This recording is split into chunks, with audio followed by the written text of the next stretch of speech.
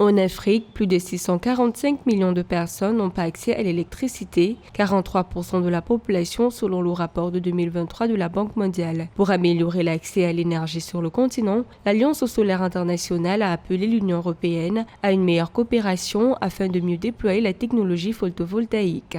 Continent le plus ensoleillé du monde, avec une irradiation solaire globale annuelle estimée entre 1600 et 2500 kWh, l'Afrique n'a bénéficié que de 3% des 500 milliards d'euros investis dans l'eau solaire à travers le monde en 2023. Ce que nous avons remarqué, c'est que le taux d'investissement accordé au secteur solaire globalement est en hausse. L'année dernière, par exemple, c'était près de 500 milliards de dollars uniquement dans l'eau solaire, mais la plus grande partie de ce montant a été allouée aux pays de l'OCDE et à la Chine.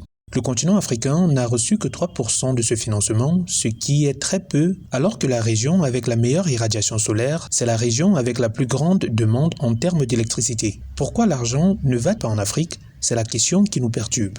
Pour garantir un accès universel à une énergie propre, durable et abordable, d'ici 2030, l'Afrique subsaharienne multiplie les initiatives pour booster sa capacité énergétique estimée en 2024 à 131,5 gigawatts selon la CNUSED. Le renforcement des investissements dans le secteur des énergies renouvelables devrait également permettre d'améliorer le développement économique du continent. Les secteurs énergétiques globalement sont à la croisée des chemins et nous avons actuellement un engagement global fondé sur les changements climatiques qui nous amène à penser différemment sur le secteur énergétique et comment ce secteur énergétique peut-il permettre la réalisation des engagements de développement.